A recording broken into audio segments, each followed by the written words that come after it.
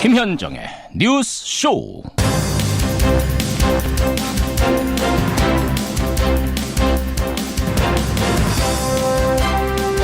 애청자 여러분 안녕하십니까. 1월의 두 번째 주 참 바쁜 한 주가 시작됐습니다. 당장 오늘 UAE 특사 논란의 키를 쥐고 있는 사람이죠. 칼둔 아부다비 행정청장이 1박 2일 일정으로 방한을 합니다. 그런가 하면 내일 오전 판문점에서는 남북한 고위급 회담이 열릴 예정이고요. 그 다음 날은 문재인 대통령의 신년 기자회견이 잡혀 있습니다. 그런가 하면 이번 주 박근혜 전 대통령 재판에는 우리나라의 네로라 하는 재벌들이 줄줄이 불려 나옵니다. 당장 오늘은 CJ그룹의 송경식 회장 차례입니다.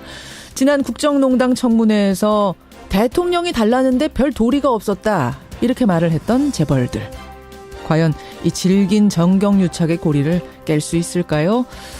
이래저래 이번 주는 전직 대통령과 현직 대통령 두 사람 모두에게 슈퍼위크가 될 것 같습니다. 저희도 부지런히 꼼꼼히 전할 것을 약속드리면서 월요일 아침 김현정의 뉴스쇼 출발합니다.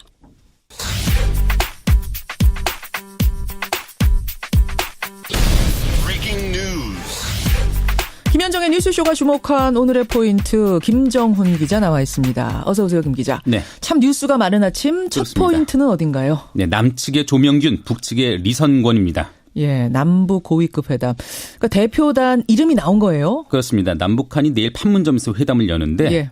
어제 각 5인씩으로 구성된 대표단 명단을 교환했습니다. 예. 수석 대표로는 우리 측에서는 조명균 통일부 장관, 그 북측에서는 리선권 조국평화통일위원회 위원장이 맡았고요.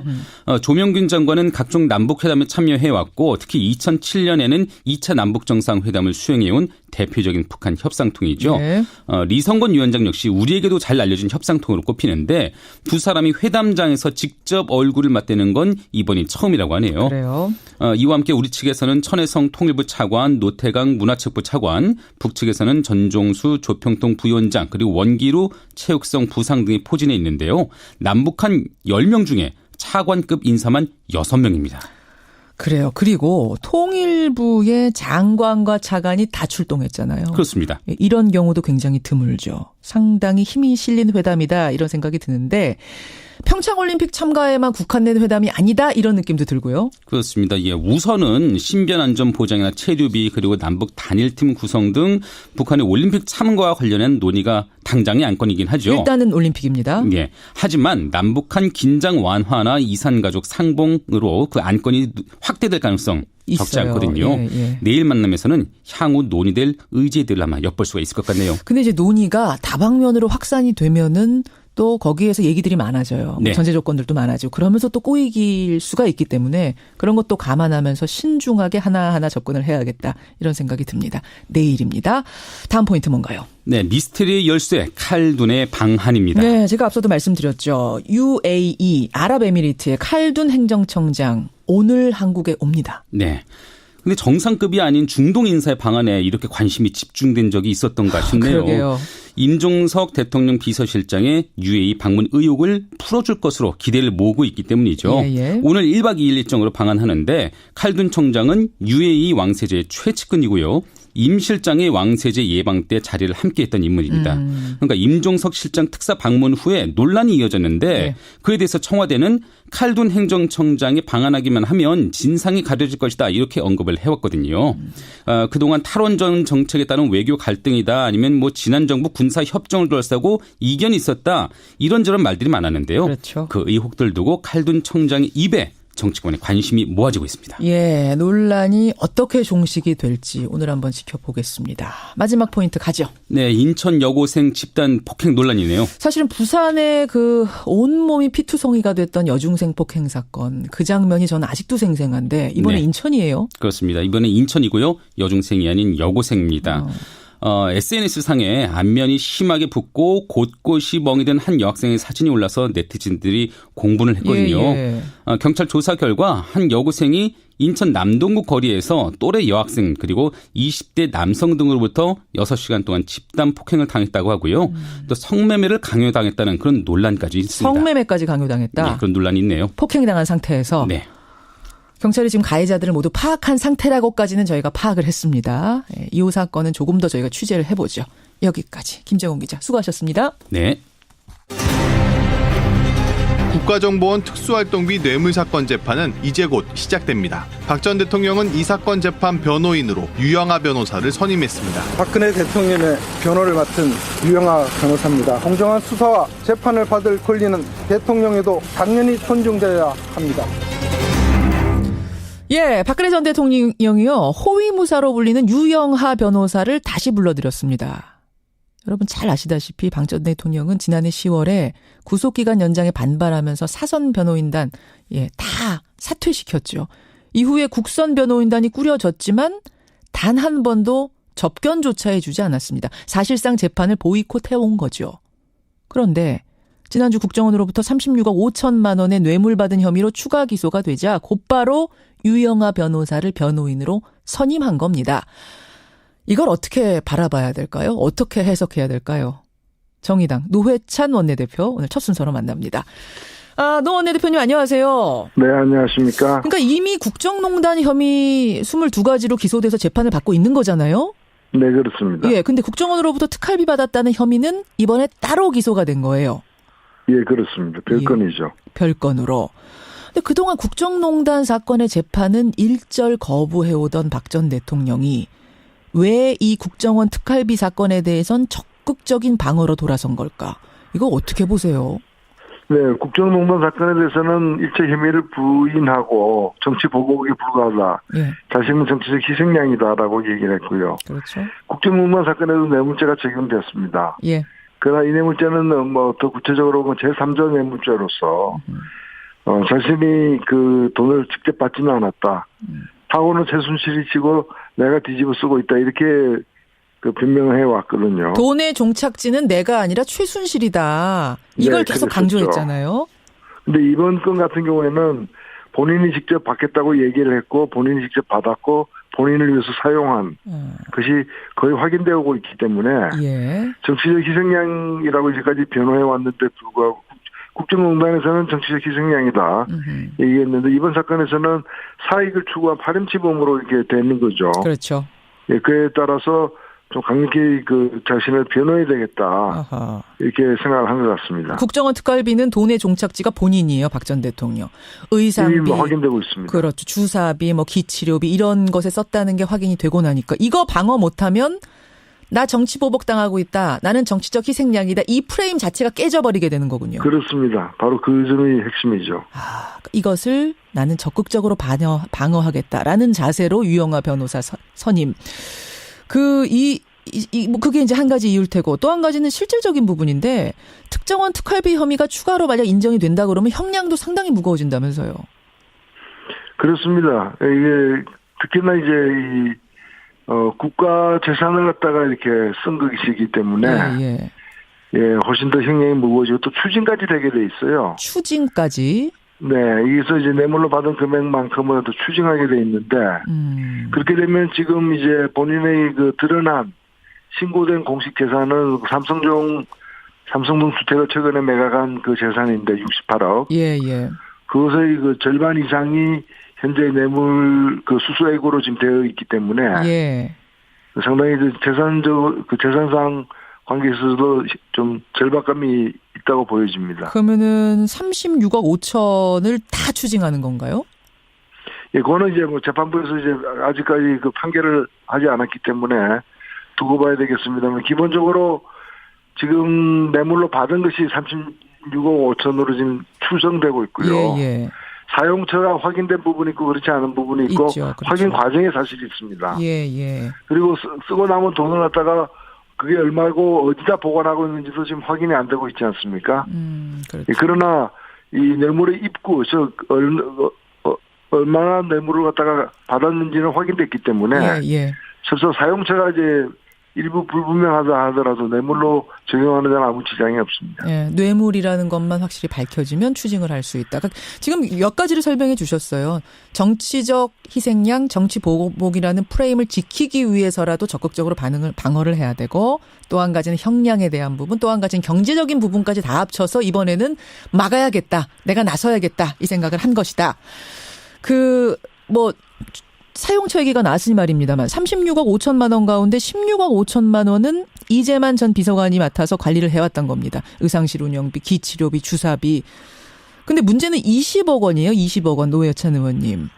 정호성 네네. 정 비서관이 박 대통령한테 직접 전달했다는 20억인데 직접 전달을 했다는 사람은 있으니까 박 전 대통령 수중으로 들어간 것만은 확실한데 이걸 어디에 썼을까? 이게 현금이라서 이걸 밝혀낼 수 있을까 모르겠어요. 이재만 총무관이 관리한 돈에서 지출됐다고 하는 것에는 얼마 전에 확인되었던 친박 인사들의 총선 출마를 관리하기 위해서 여론조사. 비용으로 5억 이런 건 빠져 있거든요. 예. 그래서 그런 까지 다 합치게 되면 금액은 더 늘어날 걸로 보이고요. 그리고 이 부분이야말로 자신을 갖다 변호사를 세워서 변호할 정도라면, 새로 선임해서 변호할 정도라면은, 예. 박근혜 대통령 본인이 직접 나서서 그 돈이 어떻게 해서 받게 되었으며 어디다 얼마나 썼는지 본인이 떳떳하게 밝혀야죠. 그렇죠. 예, 그래서 그 본인이 밝히지도 않으면서 변호사를 또 새로 선임해가지고 변호하려고 한다는 건 앞뒤가 안 맞는 얘기입니다. 예. 본인이 지금 밝히지 않고 있다는 얘기는 뭐 밝히기에 떳떳하지 않아서 숨길 게 많아서 그런 걸까요? 왜 그런 걸까요? 예, 그야말로 본인이 답해야 될 부분인데 박근혜 전 대통령 당시에 이 공모범죄에 관련된 몰수 특례법이 개정이 됐어요. 예. 그 전두환 전 대통령 몰수 때문에 생긴 일인데 그래서 이 시효가 3년에서 10년으로 늘었습니다. 10년으로 추징 시효가 늘고. 예, 그래서 박근혜 전 대통령의 재임 기간 전체가 다 여기 포함되는 거고요. 맞아요. 충분한 시간적 여유가 지금 있는 상황이에요. 게다가 가족이나 측근 명의로 숨긴 재산까지도 추징할 수 있도록 이렇게 바뀌었었잖아요. 네, 그렇습니다. 예. 그래서 정황을 알면서 취득한 재산이라거나 또 그로부터 유래된 파생된 재산까지도 다 추징할 수 있도록 되어 있기 때문에 예. 빠져나가기 힘들 걸로 보여집니다. 빠져나가기 힘들 것으로 유영아 변호사 선임해서 적극 방어에 나선들 빠져나가기 쉽지 않아 보인다. 노회찬 원내대표 생각입니다. 알겠습니다. 박근혜 전 대통령 어쨌든 국정농단 사건에 이어서 이번에 국정원 특활비 뇌물 상납 사건 2개의 재판을 각각 받게 된 상황인데요. 이 각각 어떻게 흘러가게 되는 건가요? 일단은 별건입니다. 최종적으로 대법원이 이제 판단을 내린 서울중앙지법에서 판단 내린 것이 예. 기존의 재판을 받고 있는 국정농단 사건의 22부 형사 22부에서 재판을 받고 있는데 예. 이 건은 거기서 계속 다루는 게 아니고 남재준, 이병기 등 전 국정원장의 특활비 사건을 다루고 있는 데가 형사 32부입니다. 예. 거기다가 특활비끼리 따로 모여서 이렇게 따로 재판할 수 있도록 했기 때문에 예. 이 두 개의 재판이 별도로 진행되게 되는 거죠. 그렇게 가다가 중간에 합쳐지나요? 이런 경우에는 그냥 합해질 수도 있지만은 예. 지금으로서는 그냥 일단은 1심이니까요. 예. 1심에서는 그냥 가게 되고 이걸 나중에 합산하게 될 겁니다. 예. 1심에서 일단 따로 가고 2심부터는 합산하게 될 가능성이 크고 박근혜 전 대통령이 그럼 재판에 다시 모습을 드러낼까 이 부분도 궁금한데 기존의 국정농단 재판은 계속 보이콧하면서도 이 국정원 뇌물 사건 재판에는 직접 출석할 가능성도 있습니까? 그렇습니다. 이 형사 일단 22부 재판은 변호사도 다 사임했고요. 국선 변호사도 지금 거부하고 있는 상황이기 때문에. 접견 거부입니다. 예. 그리고 법정 출두 요구에도 지금 응하지 않고 있는 사실상 보이콧가 완벽하게 이렇게 실현되고 있는 상황이고요. 예. 32부 이 재판, 이번에 새롭게 특활비와 관련된 재판은, 일단 재판이 박근혜 전 대통령과 관련해서는 재판이 진행되지 않았는데, 변호사는 선임했으니까, 그렇죠. 변호사가 출정을 하겠죠. 예. 하게 되고 이 재판에서 과연 그러면 박근혜 대통령이 국정농단 사건과 달리 출두할 것인가가 이제 처음에 관심이 되는데, 예. 논리적인 차원에서 보자면은, 변호사까지 선임해가 방어하려고 해서 본인이 직접 나서서 아니라고 얘기를 해야 되는 건데 예. 그렇지 않다면 스스로 이제 모순에 빠지는 상황이 되고 또 22부 재판은 몸이 안 좋아서 지금 나갈 수 없다라고 얘기를 했는데 명분이 그거였죠. 네, 그렇습니다. 그런데 이 32부 재판은 또 아픈 몸에도 불구하고 나온다는 게 앞뒤가 안 맞는 거죠. 스스로 지금 굉장히 사실은 자충수를 계속 두고 있는 상황입니다. 굉장히 고민이 많겠네요. 지금 이걸 어떻게 해야 되나. 네. 예, 예. 자충수를 둔 것이다. 나을 것 같으세요? 어떻게 보세요? 개인적으로는. 여기도 이제 변호인하고 본인은 이제 아프다는 이유를 이 재판에서는 아프고 저 재판에서는 안 아프고 이럴 수는 없는 거 아닙니까? 그러니까요. 예, 참 딱한 처지가 된 겁니다. 그래서 스스로 예. 땅을 파고 있다 저는 그렇게 생각합니다. 아이고, 알겠습니다. 예, 이 사건 어떻게 흘러가는 것인가? 왜 유영아 변호사만 선임했나? 많은 분들이 궁금해하셨는데 오늘 노회찬 원내대표가 명쾌하게 설명해 주셨네요. 고맙습니다. 네, 감사합니다. 예, 정의당 노회찬 원내대표였습니다.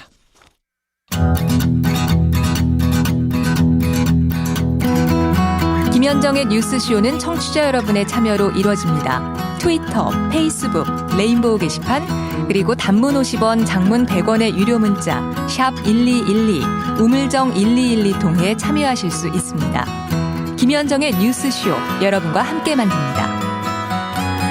김성환의 행간 시사평론가 김성환 씨 나오셨습니다. 어서 오십시오. 네, 안녕하세요. 박근혜 전 대통령이 상당히 곤란해졌다. 지금 스스로 땅을 파고 있다. 노회찬 원내대표는 그런 얘기까지 하시네요. 그렇죠. 왜냐하면 박근혜 전 대통령을 지지하는 이른바 태극기 집회분들이 예. 가장 많이 주장하고 그랬던 게 뭐였습니까? 정치적 희생양, 보복. 그리고 박 전 대통령은 단돈 1원도 받은 적이 그렇죠. 없다. 예. 그 돈은 다 최순실한테 간 거야. 지금까지는 네, 이거였던 맞습니다. 거거든요. 그거였는데 박 전 대통령이 돈을 받았다고 하는 거니까 그 그렇죠. 모든 논리가 다 한꺼번에 무너지는 거죠. 예, 예. 그래서 특활비가 이게 중요했던 거군요. 하여튼 이 사건 어떻게 흘러가는지 여러분 제가 계속 잘 전해드리겠습니다.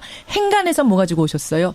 포털 얘기를 좀 해봐야 될 것 같은데요. 포털 사이트요. 예, 지난 주말 포털 사이트 네이버의 검색어 삭제가 뜨거운 논란거리였습니다. 그렇더라고요. 이 한국인터넷자율정책기구 검증위원회가 노출 제외 검색어 검증 보고서를 공개를 했는데요. 예, 예. 이 네이버가 2016년 10월과 11월 연관 검색어 약 15,000건과 자동 완성 검색어 23,000건을 삭제했다는 사실이 확인됐습니다. 특히 최순실 국정농단 관련 검색어를 다수 삭제한 사실이 드러나 논란이 일고 있는데요. 이 네이버 검색어 삭제 논란, 이 뉴스의 행간을 좀 살펴볼까 합니다. 오늘 오랜만에 최순실 씨 이름이 자주 나오네요. 예. 행간에서 또 나왔어요.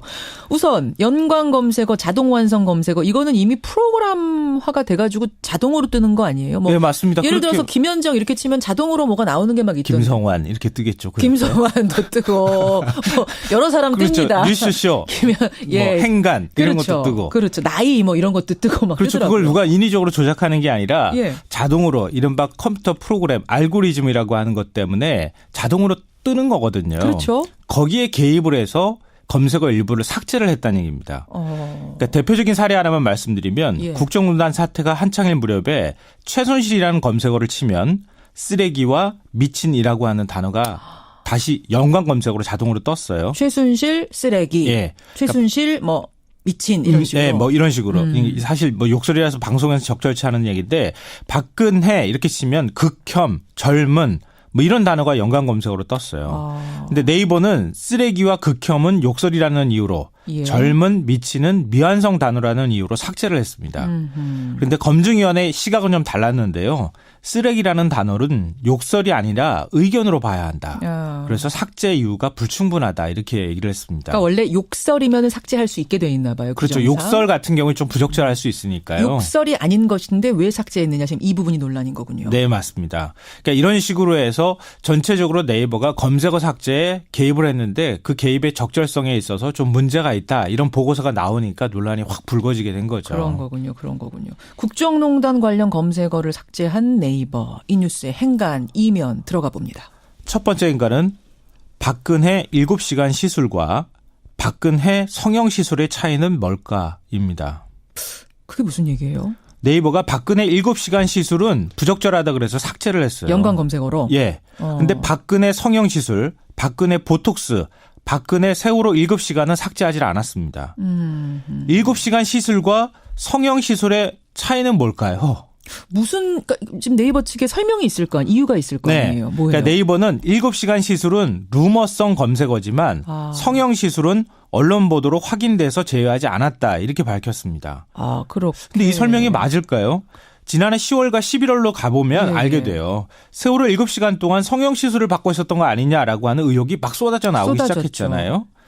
근데 성형 시술도 당시에는 팩트로 확인되지 않은 상황이었습니다. 그러니까 한마디로 관련 내용 전체가 다 의혹이라고 하면 의혹일 수밖에 없었다는 얘기입니다.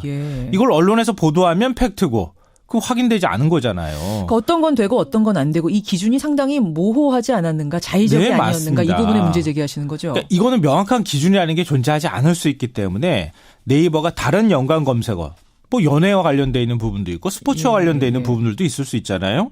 이런 데 대해서도 개입할 여지가 있고 특히 정부와 관련돼 있는 부분에서 개입할 여지가 생겼을 수 있다라는 건데요. 검증위원회도 이 부분을 지적했습니다. 정부 정책이나 국가적 대형 사건에서 국민들의 의견을 개진하는 과정에서 유언비어나 소문에 대한 논의는 피할 수 없다. 비록 유언비어라고 할지라도 그걸 네이버가 검증하려고 하거나 아니면 임의로 삭제를 하거나 해서는 안 된다고 지금 얘기를 하고 있는 겁니다. 유언비어라고 하더라도 실제로 많은 사람들이 검색하고 있는 것인데 그거를 어떤 기준으로 삭제하는가. 그렇죠. 그것도 여론인데. 그러면은 다 국민들이 팩트를 다 취재해가지고 맞다 하는 것만 검색해야 되는 건가. 그렇죠. 이런 의문이 꼬리를 물게 되는 거네요. 그러니까 다른 데도 그런 게 적용됐던 것 아니냐라고 하는 의혹이 생기는 거죠. 두 번째 행간 뭡니까? 두 번째 행간은 돈 있고 힘 있는 사람들은 검색어를 삭제해왔다입니다. 정말요? 네. 그러니까 네이버는 김동선, 정유라, 마장마술이라고 하는 연관 검색어를 삭제했습니다. 김동선 씨라고 하면 한화그룹 김승현 회장 셋째 아들. 네. 정유라 씨랑 같이 국가대표 활동했던 그 말타는. 그리고 뭐 변호사 앞에서 뭐라고 해가지고 또 논란이 됐던. 그 논란이 됐던 사람. 그러니까 정유라 특혜 논란이 일 때 자연스럽게 김동선 씨도 검색될 수밖에 없잖아요. 왜냐하면 다른 승마 선수들이 불이익을 받았으니까. 근데 네이버는 김동선 씨 측이 요청했다는 이유로 삭제를 했습니다. 나 정유라랑 같이 이름 오르는 거 불쾌하다. 이거 삭제해달라 요청했어요. 검증위는 뭐라고 지적을 했느냐. 국정농단 사건의 중요 인물인 정유라 등의 행적에 관해 많은 의혹이 제기되고 조사도 이루어지고 있는 상황에서 검색어를 삭제한 것은 논란의 소지가 있다. 이런 얘기였습니다.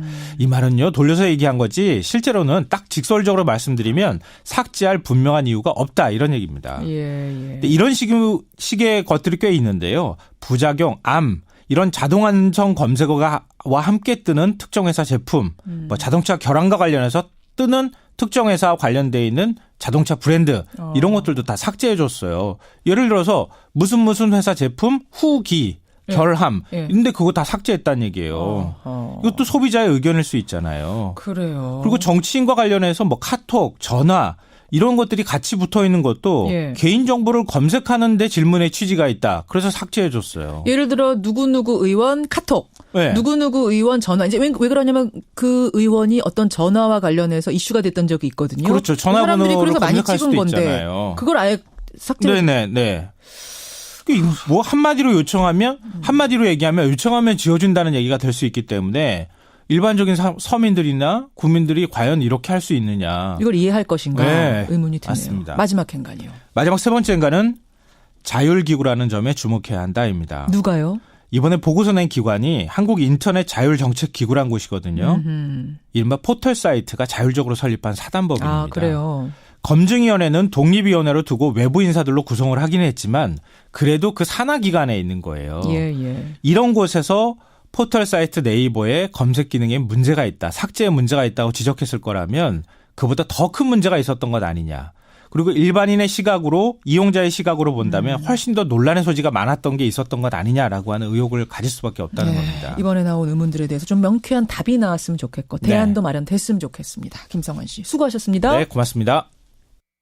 국선 변호인은 만나주지도 않는데 유영아 변호사는 다시 선임을 하고 국선 변호인들 찹찹하겠습니다. 이런 문자 들어오는데요. 국선 변호사들 진짜 기분이 어떨까요? 인터뷰에 나선 적이 한 번도 없죠. 저희가 한번 연락해보겠습니다. 국선 변호사들 느낌 정말 직접 듣고 싶네요. 1부 여기서 줄입니다. 2부로 가죠.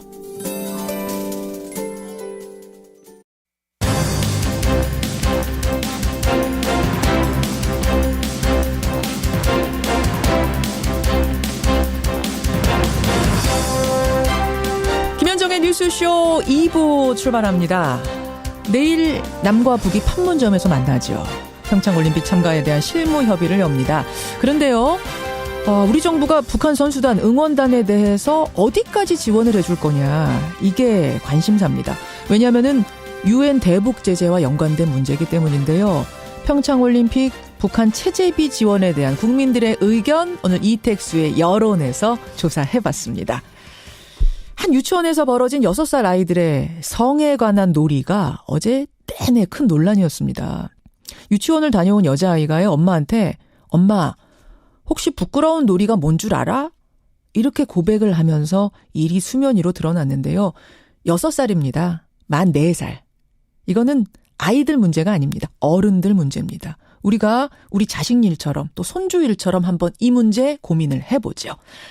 화제 인터뷰에서는요. 평창올림픽을 위해서 발벗고 뛰고 있는 탁구 금메달리스트죠. 유승민 IOC 선수위원을 만날 텐데요. 지난번에 그 최문순 강원도지사팀이 중국에 가서 북한 체육계 인사들을 물밑 접촉하고 왔죠. 그게 이번 올림픽 참가의 큰 계기가 됐던 건데 이때 유승민 선수위원이 그 자리에 있었답니다. 거기에서요.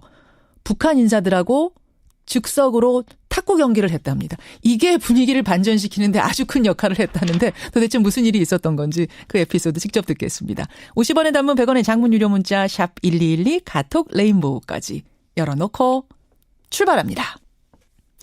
한 주간의 최신 여론조사 결과를 알아보는 시간이죠. 이택수의 여론으로 오늘 문을 열겠습니다. 리얼미터 이택수 대표 나오셨어요. 어서 오십시오. 네, 안녕하세요. 평창올림픽 개막까지 얼마 남은지 아세요? 한 달 정도 남지 않았나요? 정확히 아시네. 오늘로써 32일 남았습니다. 네. 표 혹시 예매하셨어요, 이 대표님? 아니요, 아직 예매를 못했습니다.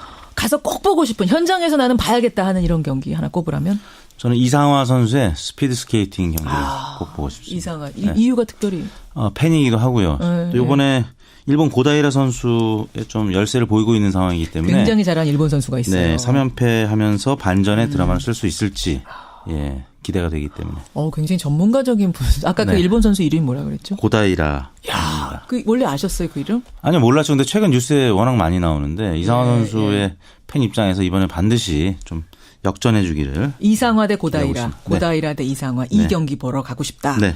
잘하는 스포츠, 동계 스포츠 중에 혹시 뭐 잘하는 거 있으세요? 저는 동계 스포츠에 약합니다. 다만 이제 스케이트보다는 스키를 조금 덜 넘어지는 편입니다.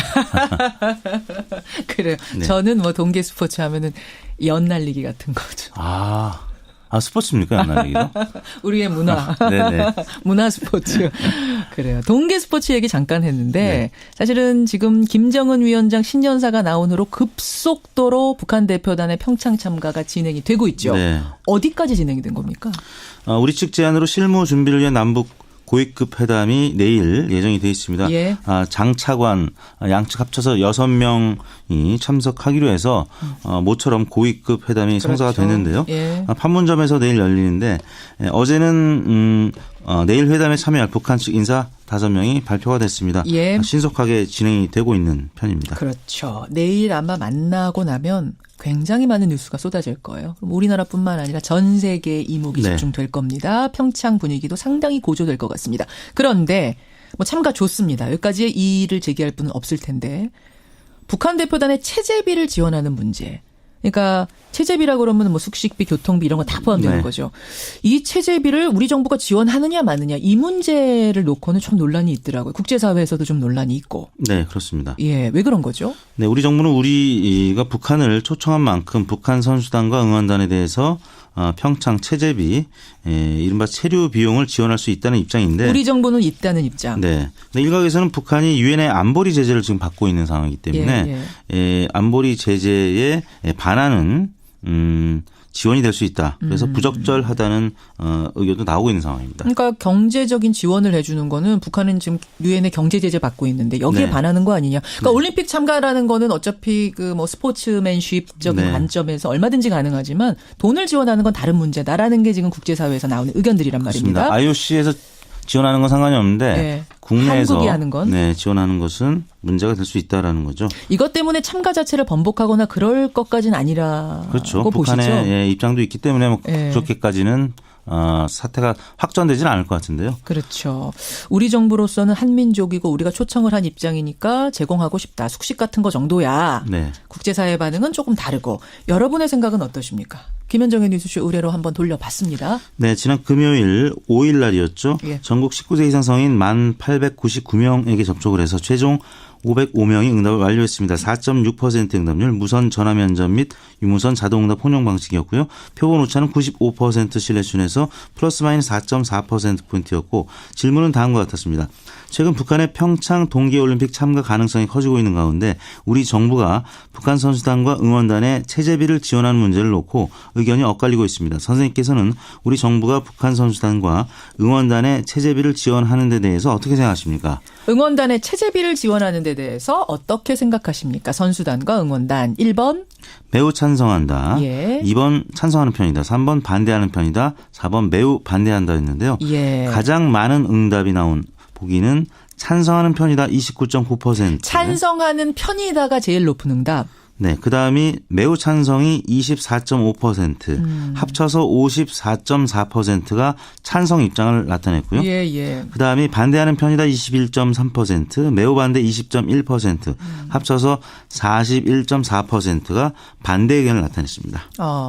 북한 대표단, 그러니까 선수단과 응원단이 오면은 체제비 지원해줘라 54.4%, 아니다 반대한다 41.4%, 격차가 아주 크진 않네요. 네, 그렇습니다. 예. 어떻게 분석을 해봐야 돼요? 지금 이 문제는 아까 말씀드린 유엔 안보리 제재와 관련이 있기 때문에 뭐 정치적인 성향에 따라서도 의견이 달리 나타나긴 이념적인 합니다만. 성향이 좀 영향을 줄 것 같아요. 그렇습니다. 진보층에서는 71.5%가 찬성했고 반대가 24.8%로 찬성 의견이 압도적이었는데요. 예.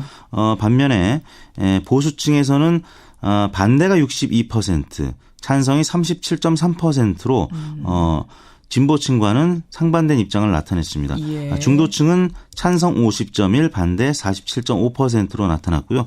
지정당별로도 민주당 지지층은 78.8%가 찬성을 했고 정의당 지지층이 68.1%가 찬성을 한 반면에 한국당 지지층은 반대가 79.1%였고요. 바른정당 지지층은 반대가 52.5%, 국민의당 지지층도 반대가 55.6%.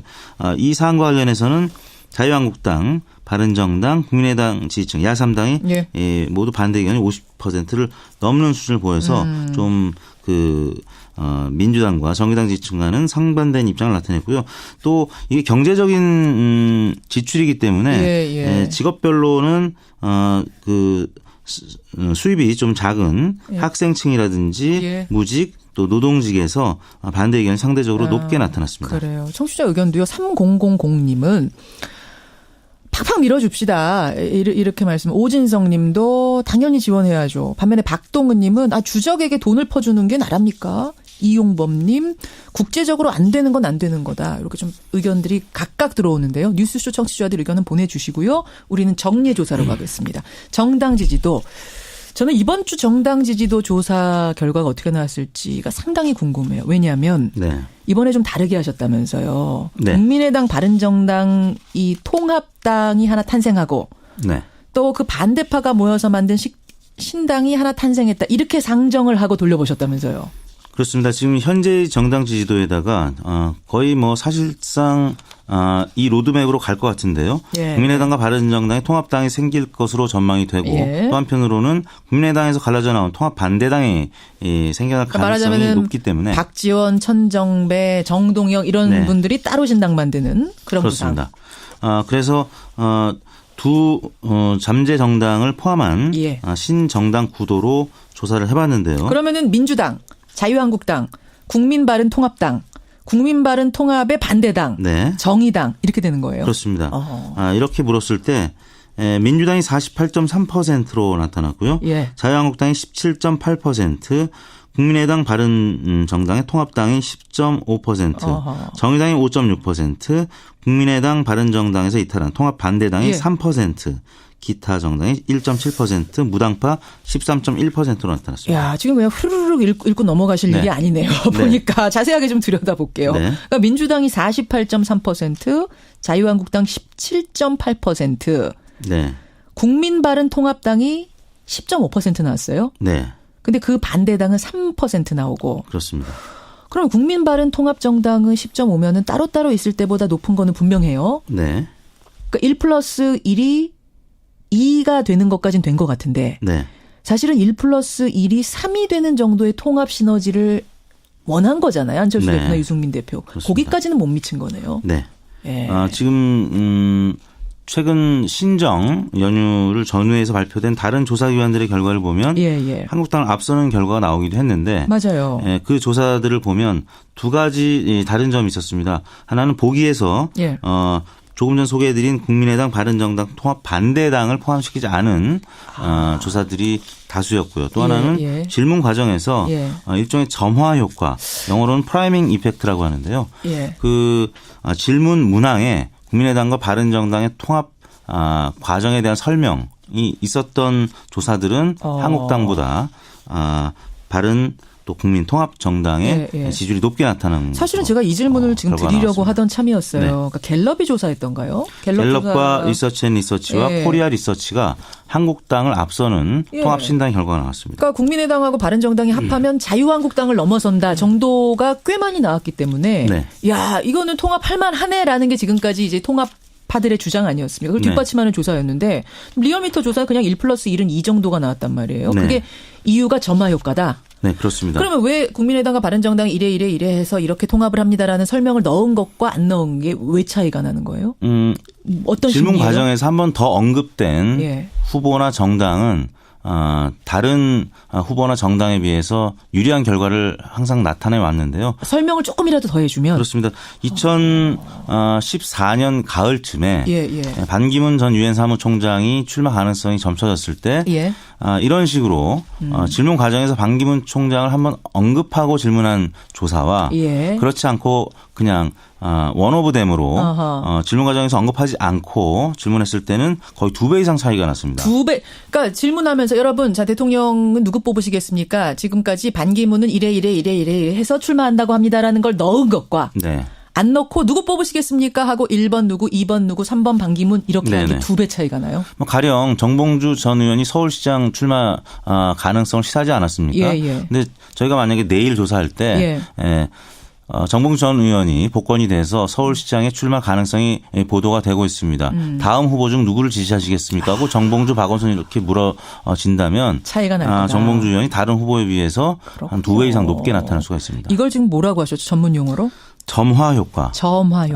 프라이밍 이펙트. 요거 하나 배웠네요. 이야, 이게 굉장한 거네요. 그렇습니다. 그래서 일반 개인 후보들을 상대로 한 조사에서는 이 조사 설문을 선관위에 이틀 전에 신고하면 아마 못하게 할 겁니다. 근데 정당 조사에 있어서는 아직까지는 이견을 제시하는 정당이 없었기 때문에 넘어왔는데 만약에 이걸 한국당이라든지 민주당에서 선관위에 문제 제기를 한다면 이 논란이 다시 법률적인 부분으로 확전될 수가 있을 것 같습니다. 리얼미터 조사는 설명 없이 담백하게 그냥 보기가 나갔던 조사라는 거 요거 설명을 드리고요. 시간이 많이 갔네요. 문재인 대통령 국정운영에 대한 평가, 문재인 대통령 지지도 짧게 하고 가죠.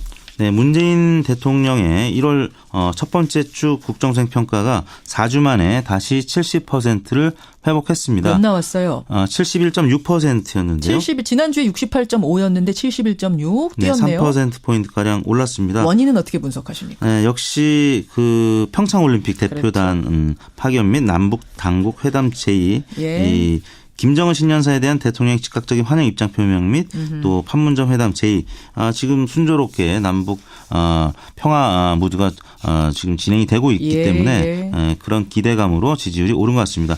이번 조사는 지난 화요일부터 금요일까지 2일부터 5일까지였습니다. 나흘 동안 전국 19세 이상 유권자 35,425명의 통화를 시도해서 최종 2,010명의 응답을 완료했습니다. 5.7%의 응답률, 조사 방법은 같았고요. 표본 오차는 95% 신뢰 수준에서 플러스 마이너스 2.2%포인트였습니다. 여기까지 오늘의 여론 이택스 대표 수고하셨습니다. 네, 감사합니다.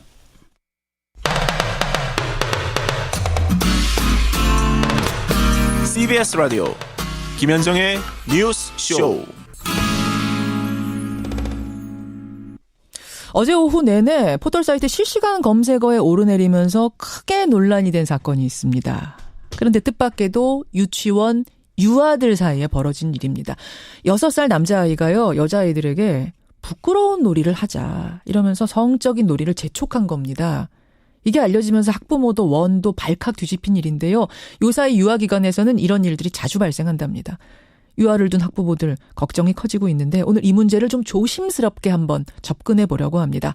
성교육 전문가 이경희 선생님 연결을 해보죠. 이 선생님 안녕하세요. 네, 안녕하십니까. 그러니까 서울의 한 유치원에서 무슨 일이 벌어진 거예요? 네, 제목이 부끄러운 놀이라고 저도 기사를 통해서 접하게 되었는데요. 예. 네, 6살 먹은 여자아이가 엄마에게 엄마 부끄러운 놀이가 뭔지 알아? 이렇게 말을 꺼냈어요. 유치원 다녀온 아이가 엄마한테? 네, 그래서 어머님이 굉장히 놀라셨지만 놀라는 척을 안 하면서 뭐야? 엄마한테 한번 알려줘봐. 이렇게 얘기를 했더니 예. 아이가 이제 바지, 팬티 이런 속옷을 벗고 자기의 성기를 엄마한테 보여주면서 뭐 가슴까지 이렇게 보여줬다는 그런 사건을 접하게 돼서 어머님이 놀라신 사건이었죠. 성기를 보여주면서 엄마 이게 부끄러운 놀이야. 이거 보여주는 게. 네. 그러면은 이런 엄마가 놀라서 유치원에 전화하셨겠죠? 그러셨겠죠. 이런 일을 당한 다른 아이들도 있었단 얘기예요? 네. 기사에 보니까 그 아이뿐만 아니라 뭐 다른 2명의 다른 피해 아동도 있었다. 이렇게 밝혀졌네요. 그 아이도 이 일에 대해서 다 얘기를 하고요? 부모들한테?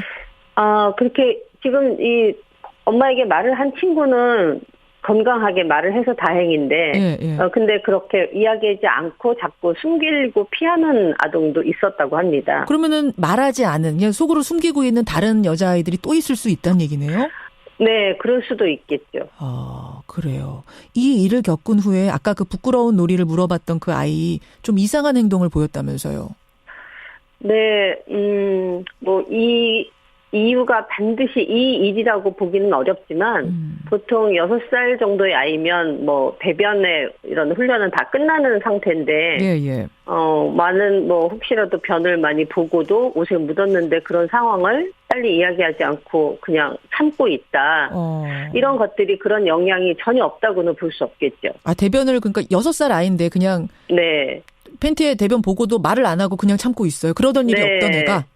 그렇죠. 그러니까 아마 이 속옷이나 이런 부분들을 보여주는 거, 엄마에게조차도 이야기하고 보여주는 것이 좀 자연스럽지 않다는 그런 느낌이 있으니까 아이들이 그런 행동을 할 수 있었다고 봅니다. 그러니까 이제 엄마가 깜짝 놀라실 수밖에 없었겠네요. 근데 이게 지금 그 아이뿐만 아니라 다른 아이도 비슷한 부끄러운 놀이 하자라는 걸 재촉을 받았었다라고 얘기를 한다면 네. 유치원 선생님들이 조금 더 관심을 가졌었다면은 아실 수 있었을 텐데 전혀 몰랐다 네. 그래요? 글쎄 유치원마다 상황이 좀 다르지만 어쨌든 선생님들께서 이렇게 면밀히 보면 아이들의 행동이 다 볼 수 있었는데 물론 사람이 그 전체를 모두 다 볼 수는 없겠지만 물론 그렇습니다만 네 아이가 이제 피해를 본 아이들이 한 명이 아니고 예. 뭐 여러 명이었다면 아마 그런 과정이 진행되면서 좀 더 면밀하게 아이들을 관찰하셨으면 아마 드러날 수 있는 문제가 아니었을까 이렇게 봅니다. 근데 유치원에서는 지금 몰랐다는 입장인 거죠? 네. 자, 이런 사례가, 이런 일들이 지금 이 유치원에서뿐만 아니라 종종 요즘 벌어지는 일이라면서요? 네. 안타깝게도 종종 벌어지고 그럴 때마다 사실 원에서도 놀라고 부모님들은 더 말할 것도 없고 이런 일들이 뭐 종종 발생합니다. 그래요.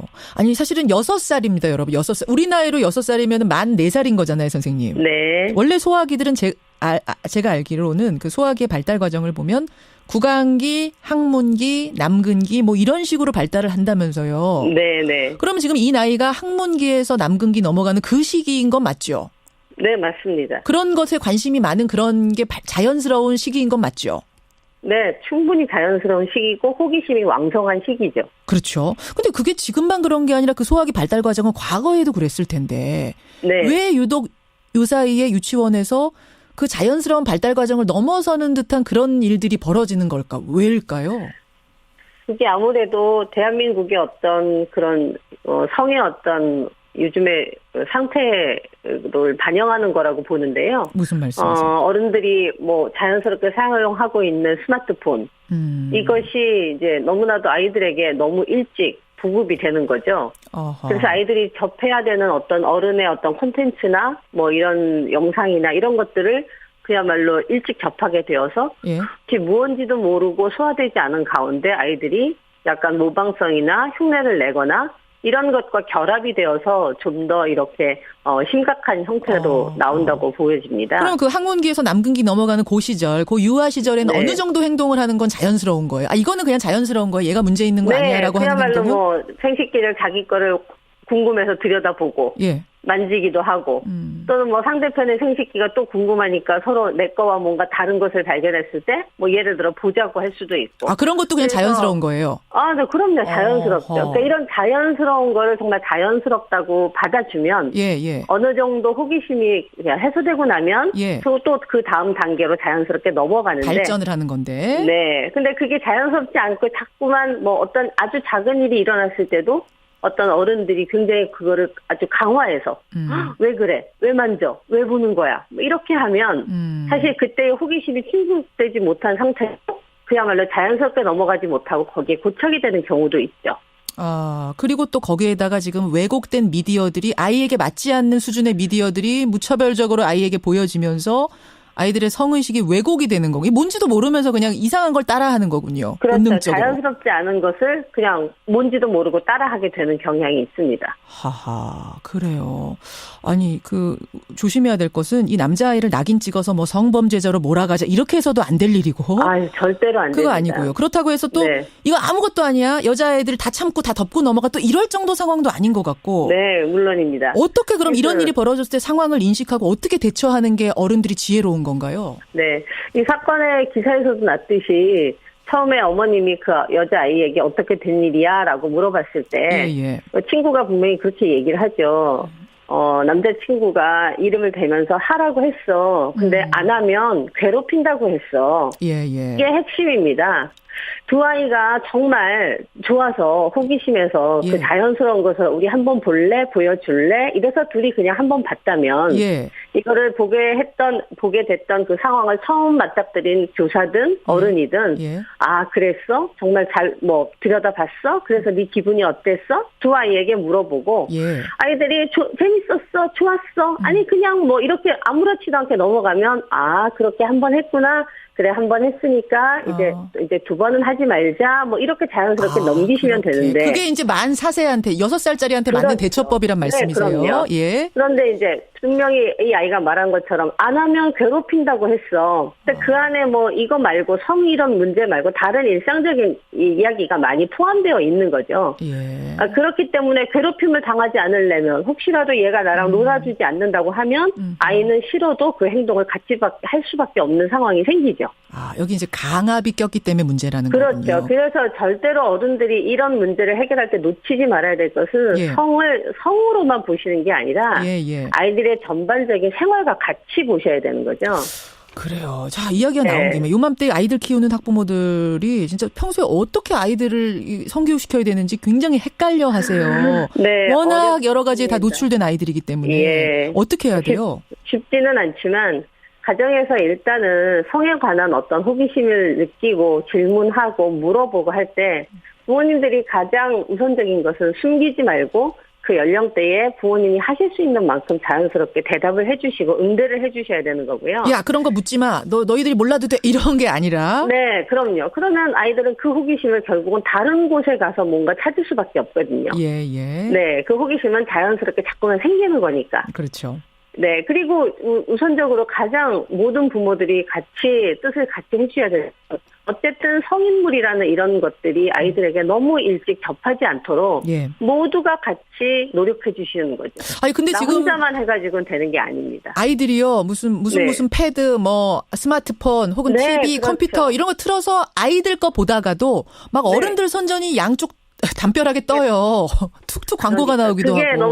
그래서 그게 너무 문제여서 저희도 항상 그 어머님들과 연대를 해서 그런 아이들의 어떤 사이트에 최소한 어른들의 어떤 선전이라도 떼달라고 이렇게 당연히 해야 된다고 뭐 많이 요구를 하지만 사실 그게 뭐 잘 이루어지지 않고 있죠. 집에서는 어떻게 해야 됩니까? 그걸 못 보게 그냥 무조건 막을 수도 없는 거고. 일단 뭐 유아기 취약전 그 아이들 들의 경우는 일단 접하지 않도록 예방을 하는 게 가장 우선이고요. 취약전 아이들은 그냥 아예 보지 말게 해라. 네, 접하지 않도록. 그리고 최소한 초등학교 저학년 10살 정도 이하의 아이들은 어른들이 쓰는 스마트폰을 그냥 아이가 단독으로 쓸 수 있게 건네주시는 거 이것부터가 너무 위험한 일이라는 거죠. 혼자 너 이거 저 방귀대장 뿡뿡이 혼자 봐 이러고선 건네주면 안 된다는 뭐 이랬을 거예요. 때 그래 알았어 하고 뭐 5분만 해 10분만 해 이렇게 하는 것부터 아이들 거더라도 아이들 컨텐츠더라도 같이 네네. 봐라. 굉장히 좋은 말씀이시네요. 예. 설명이 좀 도움이 됐습니다. 이 6살 남자아이를 무조건 범죄자 이렇게 몰아갈 게 아니라 지금 어른들이 우리가 뭘 잘못하고 있는 건가? 우리가 어떻게 이끌어야 될 것인가? 이 부분에 대해 고민하는 게 먼저라는 생각이 저는 확실히 드네요.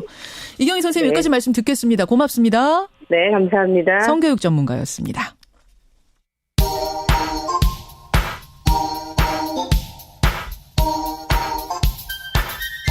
김현정의 뉴스쇼 CBS 라디오와 함께하고 계십니다. 저는 퇴근길 시사자키 정관용입니다. 1204님, 더 큰 틀에서 생각해보면 당연히 지원해주고 북한 참가하도록 해야죠. 평창올림픽 북한 체제비 지원에 대한 의견 들어왔습니다. 정소현 님도 제일 중요한 건 북한이 함께 참여하는 평화올림픽을 성공적으로 치르는 겁니다. 체류비는 둘째 문제다. 이분은 이렇게 생각하시는 것 같아요. 그런데 응원단 체류비가 이게 필수 조건이라면 진짜 꼭 필요하다면 그때는 지원해주고라도 부르는 게 맞다. 반면에 차경민 님은 저는 조심스럽게 반대해봅니다. 완전 100% 지원은 무리라고 봅니다. 이유는 안 쓰셨는데 어쨌든 반대라고. 0919님 다른 참가국들은 숙식비니 이런 체제비를 다 자가 부담하는데 왜 북한만요? 예, 이렇게 질문을 주셨어요. 변상욱대 기자, 어서 오십시오. 예. 쉽지 않은 문제긴 해요. 예. 그러니까 우리 정부에서는 아니 그래도 우리가 초청을 해서 지금 안 오겠다는 사람을 불러내는 거고 또 한 민족이기도 하니까 체제비 정도는 줄 수 있지 않느냐라는 건데 또 국제사회에서는 유엔에서 경제 제재 받고 있는 북한인데 경제적인 지원해 주는 건 안 된다 이런 거고. 그럼 뭐 어렵게 생각할 것 없이 유엔에 일단 유권 해석을 한번 물어보면 되겠습니다. 그 정도는 스포츠 참가 선수들에 대한 체제나 숙식 제공 같은 것도 네. 경제제재 위배에 속하느냐 뭐 물어보면 되는 일인데요. 글쎄요. 그거 반대할 것 같지 않은데 유엔이. 그러게요. 예. 요 문제 국민들의 의견은 뭐 아주 크진 않지만 찬성이 50%대 반대가 40%대가 왜 100% 지원하냐? 그럼 그분은 한 70% 지원을 허용을 하시는 걸까요? 좀 뭐 그런 것도 그런 것도 한번 좀 수정된 제안도 한번 가능할 것 같고 네. 여러 가지 의견들 지금 보내주고 계십니다.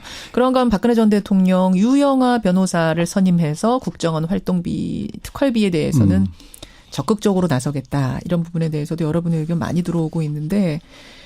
박근혜 전 대통령 어떻게 이번 재판에는 나올까요? 그 국정원 특활비 재판에는 안 나오면 안 나올수록 재판이 불리해진다는 어떤 압박감을 줘야죠. 이제는 나오라는 압박만 했는데 사법부에서 이제는 안 나오면 혐의에 대한 어떤 뭐 다른 것을 갖다가 획책하고 있다든가 하는 재판 결과가 나빠질 거라는 압박을 줘야 될 겁니다. 그래야만 나오지 한 번은 더 안 나오겠죠. 그래도. 근데 거기에 안 나오면은 국정농단 재판에도 안 나올 수가 없잖아요. 핑계가 그렇죠. 없어져서. 예. 그렇기 때문에 고민이 많을 거다라는 게 노회찬 의원의 분석이었는데.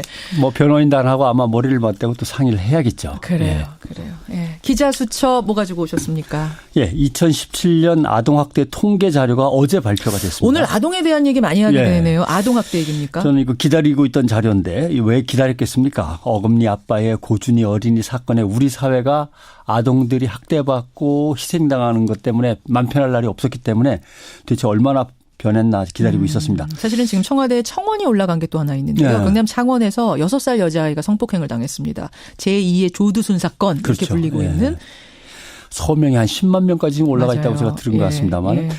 인천 한 대형 종합병원 직장 어린이집에서도 왜 보육교사가 지난주인가요? 지지난주죠. 1살배기 아동에게 강제로 밥 먹이고 뱉지 못하도록 입을 막고 학대한 혐의로 역시 경찰에 입건됐죠. 하루 걸러 하루씩 이런 게 터져가지고. 원장 교사 2명이 입건된 사건인데 사실 밥을 억지로 먹이는 과정에서 밥만 딱 억지로 먹였겠습니까? 말 안 듣는다고 이미 때리고 윽박지르고 넘어뜨리고 그러면서 이제 밥을 억지로 먹인 걸 뻔한 거죠. 그렇죠. 이렇게 아동 폭행은 되게 복합적으로 발생해요. 밥만 억지로 먹이는 게 아니라 밥을 억지로 먹이는 과정에서 이런저런 윽박지르고 협박하고 위협하는 게 있는 거죠. 중복학대라고 합니다. 고준희 양 사건도 그렇죠. 살해했다가 아니잖아요. 그전에 때리고 굶기고 이런 게 계속 있는 거죠. 보건복지부가 집계한 자료를 보면 아직 전체 통계는 아니고요. 2017년의 상반기 통계인데요. 2016년 상반기하고 비교를 해야겠죠. 지난해 상반기 아동학대 발생 건수가 1647건. 2016년하고 비교하면은 19% 증가입니다. 1년 사이에 네. 19%요? 와. 전세값 0.02% 올랐다고 난리가 나고 그걸 일주일 단위로 맞아요. 체크하는데 그거 생각하면 대단한 증가네요. 100배 들어가는 거예요. 100배. 그거랑 비교하면요. 예. 그러네요. 우리 사회 진짜 전세금 이렇게 보듯이 아니 아동 학대가 또 2% 늘었어 막 이렇게 하면 뭔가 해결됩니다. 근데 1년에 한 번씩 20% 늘었네. 뭐 이렇게 하면 안 되는 거죠. 가해자가 누구냐로 접근해 보면 어때요? 가해자가 누구냐로 접근하면 참 가슴이 아픕니다. 부모가 72%입니다. 그럴 줄 알았어요. 네. 어린이집 유치원 교사 대리 양육자 친인척 순입니다. 어떻게 제일 보호해야 될 사람들이 제일 때리고 있는 거죠. 그러게 말입니다. 어떤 식으로 학대하는가 유형을 보면 예. 안 먹이고 방치하고 폭행하고 이런 식의 한꺼번에 해버리는 중복 학대가 52%. 예. 그다음이 정서적인 학대, 신체 학대, 방임, 성학대. 이렇게 들어가는 거죠. 2015년이었죠. 그 맨발 소녀 탈출 사건. 예, 아빠가 예, 밥 안 그렇죠. 줘서 굶고 있다가 결국 그때 가스관을 타고 탈출했던 거예요. 아이가 탈출해서 슈퍼에 가가지고 과자를 가지고 왔던 거죠. 그렇죠. 이거 먹고 싶다고. 그게 CCTV에 찍혀서 다 공개가 되기도 기억하실 하고. 거고요. 예. 평택의 원영희 사건도 뭐 생생하실 거고요. 이번에 어디입니까? 마산입니까? 방화 사건. 예. 네, 방화 사건도 결국은 결론이 났어요. 경찰이 내린 결론은 방화는 아니고 엄마가 담뱃불을 평소에도 이불에다가 끄던 습관이 있었답니다. 이번에도 이불에다가 비벼 끄다가 화재가 발생한 거다. 방치해놓고 그냥 게임했다는 거 아니에요. 아빠는 술 마시러 가고. 이런 사건들이 이어지면서 사실 너무 참혹하니까 아동학대 방지 대책을 2016년 3월부터 강화해서 시작을 했습니다. 예. 그래서 아동학대 신고 의무나 시설 점검이 강화됐죠. 그랬더니 아동학대 신고 건수가 확실히 크게 늘은 건 있어요. 예. 더 감시를 철저히 하고 신고를 더 하도록 의무화하니까 아동학대 신고 건수가 늘어서 얼마나 늘었습니까? 예. 2015년에 19,000건이었거든요. 예. 2016년에는 29,700건으로 54% 신고가 늘었습니다. 예. 어쩌면 지금 우리가 20%나 아동폭력이 늘었대라고 하는 것도 그동안 통계에 안 잡히고 다 덮어두고 있던 것들이 제대로 신고가 되고 있다는 뜻이기도 하는 거죠. 그러니까 얼마나 그동안 엄청난 아동폭력이 우리나라를 덮고 있었나 이걸 보여주는 겁니다. 조금 전에 그 3남매 화재 사건은 광주네요. 광주. 이제 기억났습니다. 광주. 예. 그러니까 장기 결석 학교에서는 그다음에 건강검진을 애를 해야 되는데 건강검진에 참여를 안 한다든가 이런 것들은 다 의심스러운 거죠. 맞아요. 이런 정보를 다 활용해서 이거 학대받고 있어서 못 온 거 아닌가? 학대받고 있어서 신체 검진에 일부러 때린 자국이 드러날까 봐 참여 안 하는 거 아닐까?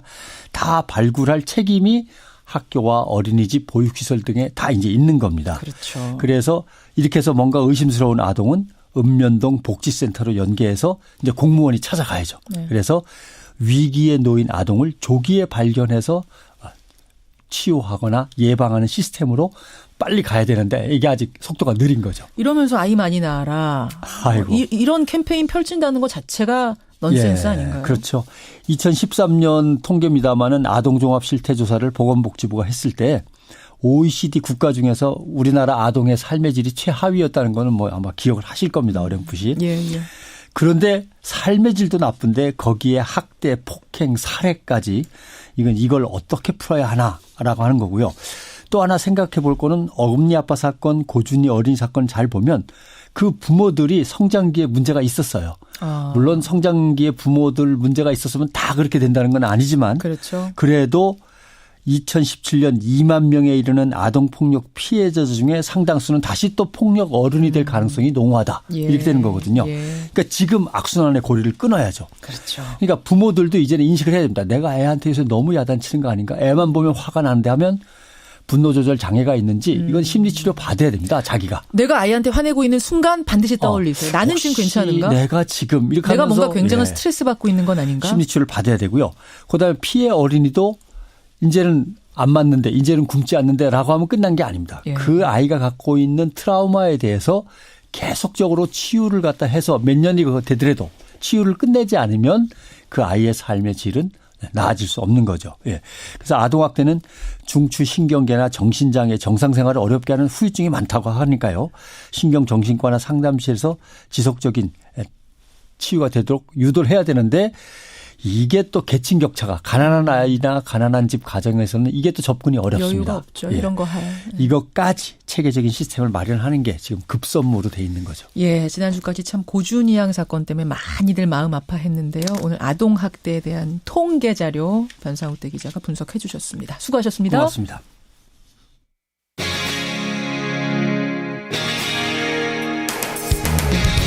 여러분께서는 지금 CBS 라디오 김현정의 뉴스쇼를 함께하고 계십니다. 평창올림픽이 이제 한 달여 앞으로 다가왔습니다.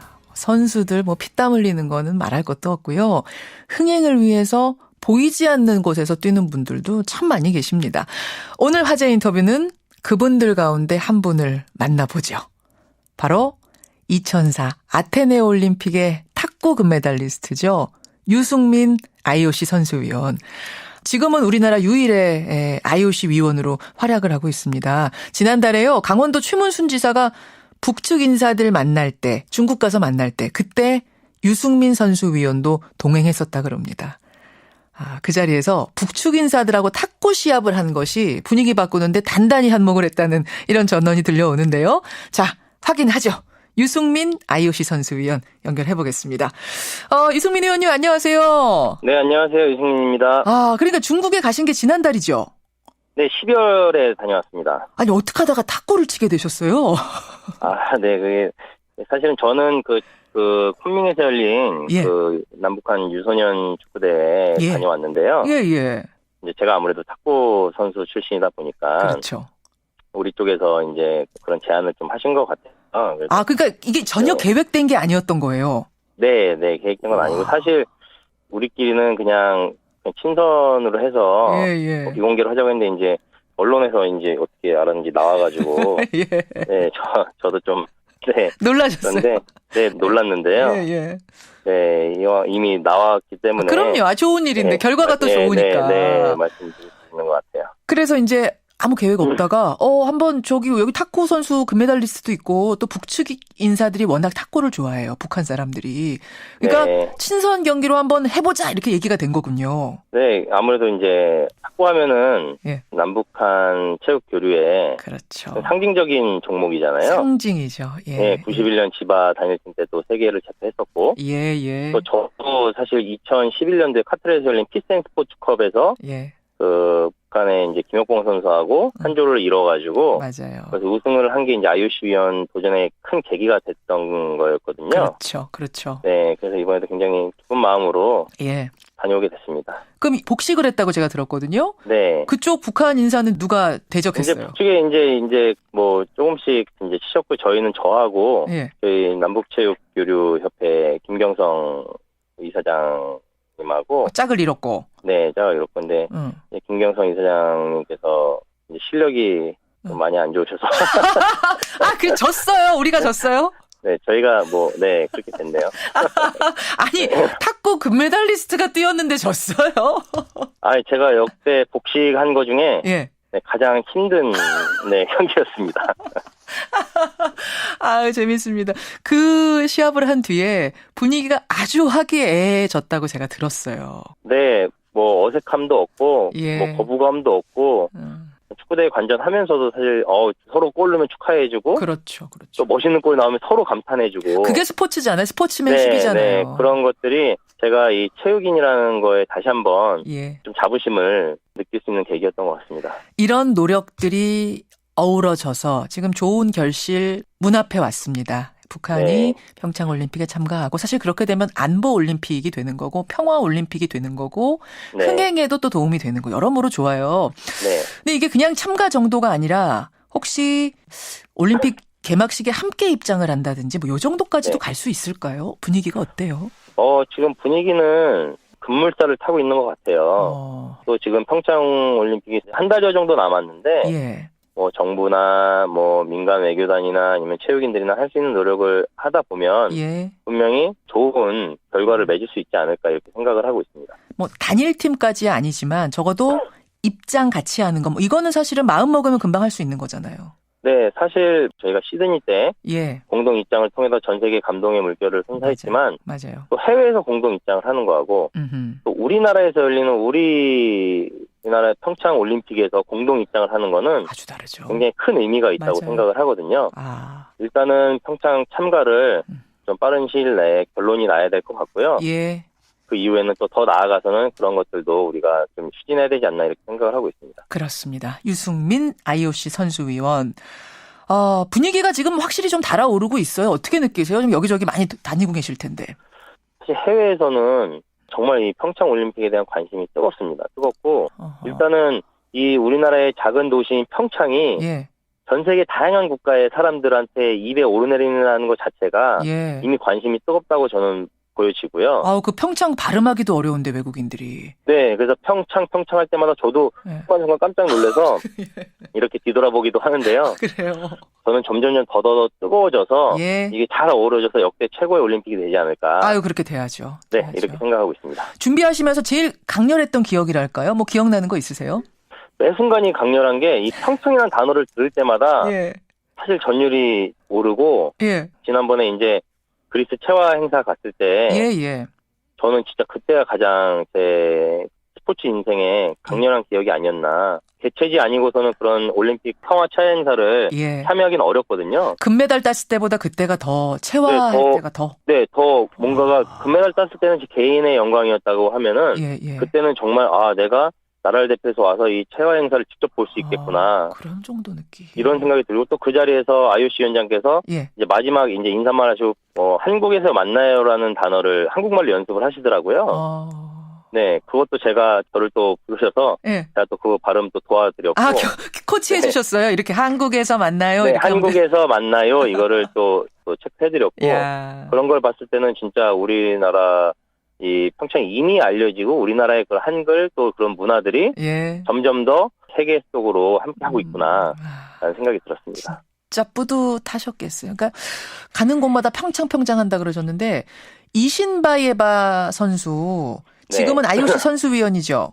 네. 장대노 피튀기의 그 미녀 스타 이신바예바 여러분도 아실 텐데 러시아 출신이잖아요. 네. 이신바예바 선수위원도 평창에 꼭 가고 싶다 이런 얘기했다면서요. 네, 저랑 사실 이신바예바 선수랑 동기예요.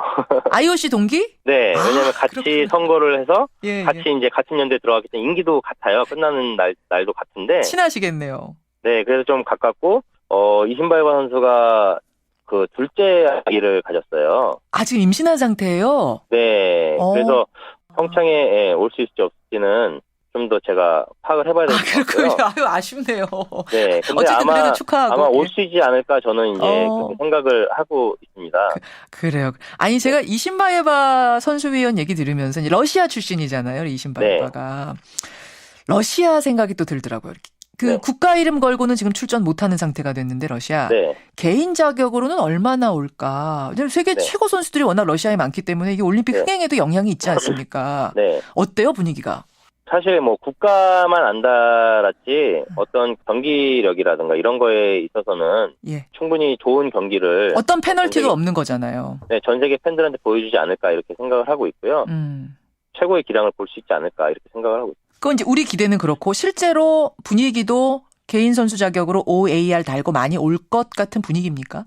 제가 봤을 때는 안 올 이유가 없다고 생각을 합니다. 왜냐면은 본인이 기회를 잡은 이 올림픽만큼은 자기 인생에서 꼭 뛰어야 되는 그런 사명감과 그런 간절함이 있다고 저는 생각을 하거든요. 그래요. 그렇게 허용이 된 선수들에 한해서는 다 출전을 하지 않을까. 개인적으로 이렇게 봐집니다. 네, 지금 얘기 들으니까 괜찮아요. 평창 기대해도 괜찮을 것 같고 이제 마지막 한 달 이 마무리를 잘해야 됩니다. 마지막 피치를 올릴 때가 됐어요. 지금 듣고 계신 국민들께 혹은 우리 후배 선수들에게 외국에 있는 스타 선수들에게 한 말씀 하시겠어요? 네, 사실 우리가 뭐 북한 이슈다 여러 가지 뭐 외부적인 이슈가 많이 다뤄지는 게 사실인데 그렇죠. 사실 무엇보다도 기대하고 있고 긴장하고 있고 부담되는 건 선수들과 코칭 스텝이라고 저는 생각을 하거든요. 이 우리나라에서 열리는 올림픽에서 본인이 준비한 최고의 기량을 낼 수 있도록 저도 응원할 거고 우리 국민 여러분들께서도 정말 격려의 박수를 마음껏 보내주셨으면 좋겠고요. 또 외국에 계신 우리 팬들이나 외국 관계자 여러분들께는 평창은 지금 준비가 다 끝났고 여러분들을 따뜻하게 맞을 준비가 돼 있기 때문에 꼭 평창에 오셔가지고 재밌게 즐기셨으면 좋겠습니다. 오기만 하십시오. 오시기만 하면 됩니다. 이거예요. 네. 그렇습니다. 예, 저도 뜨겁게 응원하고요. 평창 가서 시간 되는 대로 가서 또 보려고 해요. 예, 네. 직접 경기 보고. 앵커님도 꼭 오셔가지고 예. 꼭 응원을 해주셨으면 좋겠습니다. 그렇게 하겠습니다. 유승민 위원님도 끝까지 애 좀 써주세요. 네, 알겠습니다. 감사합니다. 고맙습니다. 네, 안녕히 계세요. 예, 유승민 IOC 선수위원이었습니다. 청취자 9797님, 지금 청주에 폭설이 내린다고요. 사진도 보내주셨는데요. 이번 주에 국가적인 이슈가 많은 슈퍼위크다. 제가 말씀을 드렸는데 추위도 슈퍼급입니다. 주 후반으로 가면서 영하 13도 안팎의 최강 한파가 몰려온다는 예보가 들어와 있습니다. 다시 한파 대비 단단히 하셔야겠습니다. 김현정의 뉴스쇼 오늘은 여기까지입니다. 저는 내일 아침 7시 반에 어김없이 돌아오죠. 고맙습니다.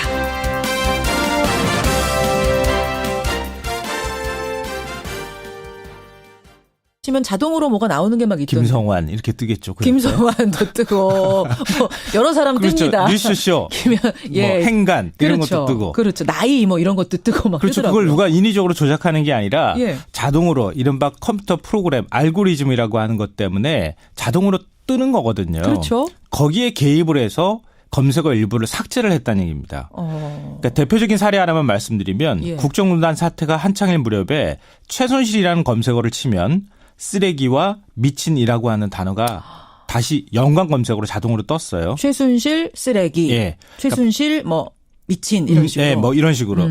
사실 뭐 욕설이라서 방송에서 적절치 않은 얘기인데 박근혜 이렇게 치면 극혐, 젊은 뭐 이런 단어가 연관 검색어로 떴어요. 근데 네이버는 쓰레기와 극혐은 욕설이라는 이유로 예. 젊은, 미치는 미완성 단어라는 이유로 삭제를 했습니다. 그런데 검증위원회의 시각은 좀 달랐는데요. 쓰레기라는 단어는 욕설이 아니라 의견으로 봐야 한다. 그래서 삭제 이유가 불충분하다 이렇게 얘기를 했습니다. 그러니까 원래 욕설이면 삭제할 수 있게 돼 있나 봐요. 그렇죠. 규정상. 욕설 같은 경우에 좀 부적절할 수 있으니까요. 욕설이 아닌 것인데 왜 삭제했느냐 지금 이 부분이 논란인 거군요. 네, 맞습니다. 그러니까 이런 식으로 해서 전체적으로 네이버가 검색어 삭제에 개입을 했는데 그 개입의 적절성에 있어서 좀 문제가 있다. 이런 보고서가 나오니까 논란이 확 불거지게 된 거죠. 그런 거군요. 국정농단 관련 검색어를 삭제한 네이버. 이 뉴스의 행간, 이면 들어가 봅니다. 첫 번째 행간은 박근혜 7시간 시술과 박근혜 성형 시술의 차이는 뭘까입니다. 그게 무슨 얘기예요? 네이버가 박근혜 7시간 시술은 부적절하다 그래서 삭제를 했어요. 연관 검색어로? 예. 근데 박근혜 성형 시술, 박근혜 보톡스, 박근혜 세월호 7시간은 삭제하지 않았습니다. 7시간 시술과 성형 시술의 차이는 뭘까요? 그러니까 지금 네이버 측에 설명이 있을 거 아니에요? 이유가 있을 거 아니에요? 뭐예요? 그러니까 네이버는 7시간 시술은 루머성 검색어지만 성형 시술은 언론 보도로 확인돼서 제외하지 않았다. 이렇게 밝혔습니다. 그렇군요. 근데 이 설명이 맞을까요? 지난해 10월과 11월로 가보면 알게 돼요. 세월호 7시간 동안 성형 시술을 받고 있었던 거 아니냐라고 하는 의혹이 막 쏟아져 나오기 시작했잖아요. 근데 성형 시술도 당시에는 팩트로 확인되지 않은 상황이었습니다. 그러니까 한마디로 관련 내용 전체가 다 의혹이라고 하면 의혹일 수밖에 없었다는 얘기입니다. 이걸 언론에서 보도하면 팩트고 그 확인되지 않은 거잖아요. 그러니까 어떤 건 되고 어떤 건 안 되고 이 기준이 상당히 모호하지 않았는가, 자의적이 아니었는가 맞습니다. 이 부분에 문제 제기하시는 거죠. 그러니까 이거는 명확한 기준이라는 게 존재하지 않을 수 있기 때문에 네이버가 다른 연관 검색어 뭐 연애와 관련돼 있는 부분도 있고 스포츠와 관련돼 있는 부분들도 있을 수 있잖아요. 이런 데 대해서도 개입할 여지가 있고 특히 정부와 관련돼 있는 부분에서 개입할 여지가 생겼을 수 있다라는 건데요. 검증위원회도 이 부분을 지적했습니다. 정부 정책이나 국가적 대형 사건에서 국민들의 의견을 개진하는 과정에서 유언비어나 소문에 대한 논의는 피할 수 없다. 비록 유언비어라고 할지라도 그걸 네이버가 검증하려고 하거나 아니면 임의로 삭제를 하거나 해서는 안 된다고 지금 얘기를 하고 있는 겁니다. 유언비어라고 하더라도 실제로 많은 사람들이 검색하고 있는 것인데 그거를 어떤 기준으로 삭제하는가. 그렇죠. 그것도 여론인데. 그러면은 다 국민들이 팩트를 다 취재해가지고 맞다 하는 것만 검색해야 되는 건가. 그렇죠. 이런 의문이 꼬리를 물게 되는 거네요. 그러니까 다른 데도 그런 게 적용됐던 것 아니냐라고 하는 의혹이 생기는 거죠. 두 번째 행간 뭡니까? 두 번째 행간은 돈 있고 힘 있는 사람들은 검색어를 삭제해왔다입니다. 정말요? 네. 그러니까 네이버는 김동선, 정유라, 마장마술이라고 하는 연관 검색어를 삭제했습니다. 김동선 씨라고 하면 한학으로 김승현 회장 셋째 아들. 네. 정유라 씨랑 같이 국가대표 활동했던 그 말타는. 그리고 뭐 변호사 앞에서 뭐라고 해가지고 또 논란이 됐던. 그 논란이 됐던 사람. 그러니까 정유라 특혜 논란이 일 때 자연스럽게 김동선 씨도 검색될 수밖에 없잖아요. 왜냐하면 다른 승마 선수들이 불이익을 받았으니까. 근데 네이버는 김동선 씨 측이 요청했다는 이유로 삭제를 했습니다. 나 정유라랑 같이 이름 오르는 거 불쾌하다. 이거 삭제해달라 요청했어요. 검증위는 뭐라고 지적을 했느냐. 국정농단 사건의 중요 인물이 그 절반 이상이 현재 뇌물 그 수수액으로 지금 되어 있기 때문에 상당히 재산상 관계에서도 좀 절박감이 있다고 보여집니다. 그러면은 36억 5천을 다 추징하는 건가요? 그거는 이제 뭐 재판부에서 이제 아직까지 그 판결을 하지 않았기 때문에 두고 봐야 되겠습니다만 기본적으로 지금 뇌물로 받은 것이 36억 5천으로 지금 추정되고 있고요. 사용처가 확인된 부분이 있고 그렇지 않은 부분이 있고 있죠, 그렇죠. 확인 과정에 사실이 있습니다. 그리고 쓰고 남은 돈을 갖다가 그게 얼마고 어디다 보관하고 있는지도 지금 확인이 안 되고 있지 않습니까? 그렇죠. 그러나 이 뇌물의 입구, 얼마나 뇌물을 갖다가 받았는지는 확인됐기 때문에 실제 사용처가 이제 일부 불분명하다 하더라도 뇌물로 적용하는 데는 아무 지장이 없습니다. 뇌물이라는 것만 확실히 밝혀지면 추징을 할 수 있다. 지금 몇 가지를 설명해 주셨어요.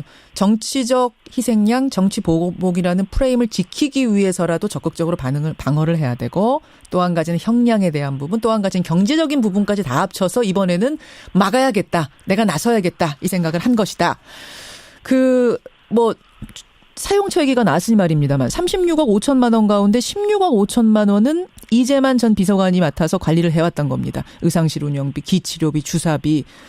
근데 문제는 20억 원이에요. 20억 원 노회찬 의원님. 정호성 정 비서관이 박 대통령한테 직접 전달했다는 20억인데 직접 전달을 했다는 사람은 있으니까 박 전 대통령 수중으로 들어간 것만은 확실한데 이걸 어디에 썼을까?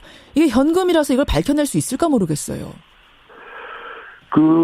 이재만 총무관이 관리한 돈에서 지출됐다고 하는 것에는 얼마 전에 확인되었던 친박 인사들의 총선 출마를 관리하기 위해서 여론조사. 비용으로 5억 이런 건 빠져 있거든요. 그래서 그런 까지 다 합치게 되면 금액은 더 늘어날 걸로 보이고요. 그리고 이 부분이야말로 자신을 갖다 변호사를 세워서 변호할 정도라면, 새로 선임해서 변호할 정도라면은, 박근혜 대통령 본인이 직접 나서서 그 돈이 어떻게 해서 받게 되었으며 어디다 얼마나 썼는지 본인이 떳떳하게 밝혀야죠. 그렇죠. 그래서 그 본인이 밝히지도 않으면서 변호사를 또 새로 선임해가지고 변호하려고 한다는 건 앞뒤가 안 맞는 얘기입니다. 본인이 지금 밝히지 않고 있다는 얘기는 밝히기에 떳떳하지 않아서 숨길 게 많아서 그런 걸까요? 왜 그런 걸까요? 그야말로 본인이 답해야 될 부분인데, 박근혜 전 대통령 당시에 이 공무범죄에 관련된 몰수 특례법이 개정이 됐어요. 그 전두환 전 대통령 몰수 때문에 생긴 일인데, 그래서 이 시효가 3년에서 10년으로 늘었습니다. 10년으로 추징 시효가 늘고. 그래서 박근혜 전 대통령의 재임 기간 전체가 다 여기 포함되는 거고요. 맞아요. 충분한 시간적 여유가 지금 있는 상황이에요. 게다가 가족이나 측근 명의로 숨긴 재산까지도 추징할 수 있도록 이렇게 바뀌었었잖아요. 네, 그렇습니다. 그래서 정황을 알면서 취득한 재산이라거나 또 그로부터 유래된 파생된 재산까지도 다 추징할 수 있도록 되어 있기 때문에. 빠져나가기 힘들 걸로 보여집니다. 빠져나가기 힘들 것으로 유영아 변호사 선임해서 적극 방어에 나선들 빠져나가기 쉽지 않아 보인다. 노회찬 원내대표 생각입니다. 알겠습니다. 박근혜 전 대통령 어쨌든 국정농단 사건에 이어서 이번에 국정원 특활비 뇌물 상납 사건 2개의 재판을 각각 받게 된 상황인데요. 이 각각 어떻게 흘러가게 되는 건가요? 일단은 별건입니다. 최종적으로 대법원이 이제 판단을 내린 서울중앙지법에서 판단을 내린 것이 기존의 재판을 받고 있는 국정농단 사건의 22부 형사 22부에서 재판을 받고 있는데 이 건은 거기서 계속 다루는 게 아니고 남재준, 이병기 등 전 국정원장의 특활비 사건을 다루고 있는 데가 형사 32부입니다. 거기다가 특활비끼리 따로 모여서 이렇게 따로 재판할 수 있도록 했기 때문에 이 두 개의 재판이 별도로 진행되게 되는 거죠. 그렇게 가다가 중간에 합쳐지나요? 이런 경우에는 그냥 합해질 수도 있지만은 예. 지금으로서는 그냥 일단은 1심이니까요. 예, 예. 1심에서는 그냥 가게 되고 이제 나중에 합산하게 될 겁니다. 예, 1심에서 일단 따로 가고 2심부터는 합산하게 될 가능성이 크고. 박근혜 전 대통령이 그럼 재판에 다시 모습을 드러낼까 이 부분도 궁금한데 기존의 국정농단 재판은 계속 보이콧하면서도 이 국정원 뇌물 사건 재판에는 직접 출석할 가능성도 있습니까? 그렇습니다. 이 형사 일단 22부 재판은 그 변호사도 다 사임했고요. 국선 변호사도 지금 거부하고 있는 상황이기 때문에. 접견 거부입니다. 예. 예, 그리고 법정 출두 요구에도 지금 응하지 않고 있는 사실상 보이콧가 완벽하게 이렇게 실현되고 있는 상황이고요. 예, 예. 32부 이 재판, 이번에 새롭게 특활비와 관련된 재판은, 일단 재판이 박근혜 전 대통령과 관련해서는 재판이 진행되지 않았는데, 변호사는 선임했으니까, 그렇죠. 변호사가 출전을 하겠죠. 예, 예. 하게 되고 이 재판에서 과연 그러면 박근혜 대통령이 국정농단 사건과 달리 출두할 것인가가 이제 처음에 관심이 되는데, 예.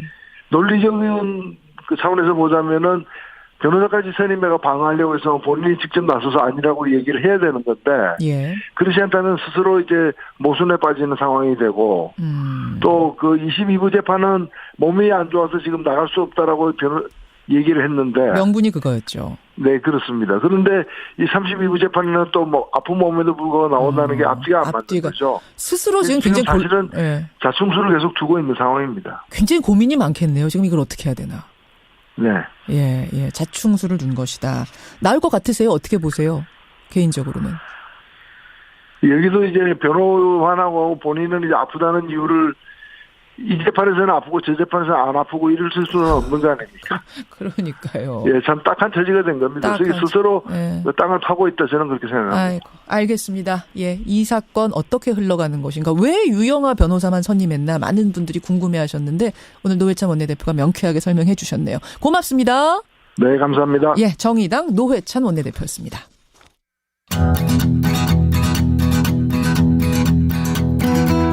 김현정의 뉴스쇼는 청취자 여러분의 참여로 이루어집니다. 트위터, 페이스북, 레인보우 게시판, 그리고 단문 50원, 장문 100원의 유료 문자 샵 1212, 우물정 1212 통해 참여하실 수 있습니다. 김현정의 뉴스쇼, 여러분과 함께 만듭니다.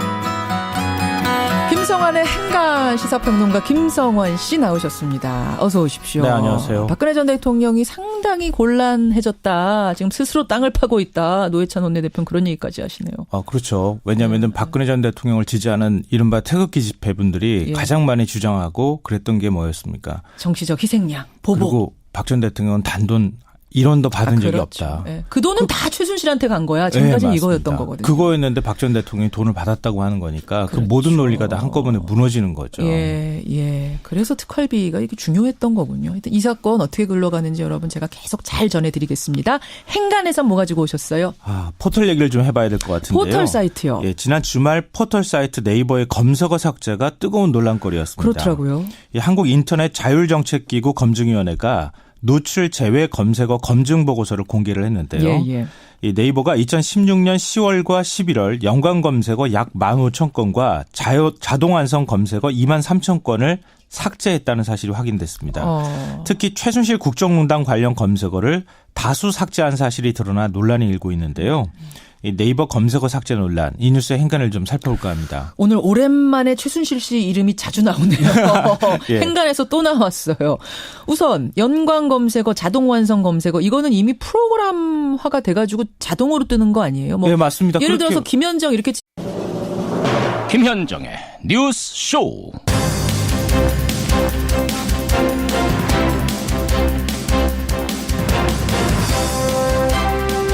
애청자 여러분 안녕하십니까. 1월의 두 번째 주 참 바쁜 한 주가 시작됐습니다. 당장 오늘 UAE 특사 논란에 키를 주고 있는 사람이죠. 칼둔 아부다비 행정청장이 1박 2일 일정으로 방한을 합니다. 그런가 하면 내일 오전 판문점에서는 남북한 고위급 회담이 열릴 예정이고요. 그 다음 날은 문재인 대통령의 신년 기자회견이 잡혀 있습니다.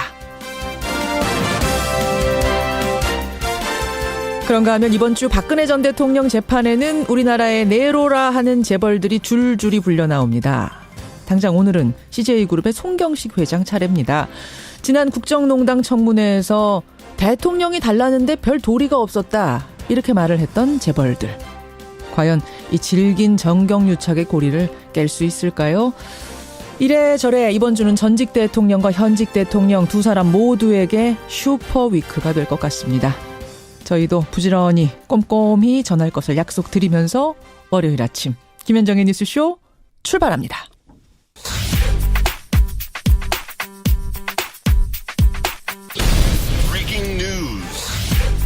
김현정의 뉴스쇼가 주목한 오늘의 포인트 김정훈 기자 나와 있습니다. 어서 오세요, 김 기자. 네. 참 뉴스가 많은 아침 첫 그렇습니다. 포인트는 어딘가요? 네, 남측의 조명균, 북측의 리선권입니다. 예, 남북 고위급 회담. 그러니까 대표단 이름이 나온 거예요? 그렇습니다. 남북한이 내일 판문점에서 회담을 여는데 예. 어제 각 5인식으로 구성된 대표단 명단을 교환했습니다. 예. 수석 대표로는 우리 측에서는 조명균 통일부 장관, 북측에서는 리성권 조국평화통일위원회 위원장이 맡았고요. 조명균 장관은 각종 남북회담에 참여해왔고 특히 2007년에는 2차 남북정상회담을 수행해온 대표적인 북한 협상통이죠. 네.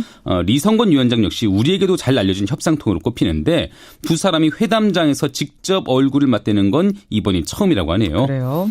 이와 함께 우리 측에서는 천혜성 통일부 차관, 노태강 문화체육부 차관, 북측에서는 전종수 조평통 부위원장 그리고 원기루 체육성 부상 등이 포진해 있는데요. 남북한 10명 중에 차관급 인사만 6명입니다. 그래요. 그리고 통일부의 장관과 차관이 다 출동했잖아요. 그렇습니다. 이런 경우도 굉장히 드물죠. 상당히 힘이 실린 회담이다 이런 생각이 드는데 평창올림픽 참가에만 국한된 회담이 아니다 이런 느낌도 들고요. 그렇습니다. 예, 우선은 신변 안전 보장이나 체류비 그리고 남북 단일팀 구성 등 북한의 올림픽 참가와 관련한 논의가 당장의 안건이긴 하죠. 일단은 올림픽입니다. 예. 하지만 남북한 긴장 완화나 이산가족 상봉으로 그 안건이 확대될 가능성 적지 않거든요. 예, 예. 내일 만남에서는 향후 논의될 의제들을 아마 엿볼 수가 있을 것 같네요. 근데 이제 논의가 다방면으로 확산이 되면은 또 거기에서 얘기들이 많아져요. 네. 전제 조건들도 많아지고 그러면서 또 꼬이길 수가 있기 때문에 그런 것도 감안하면서 신중하게 하나하나 접근을 해야겠다 이런 생각이 듭니다. 내일입니다.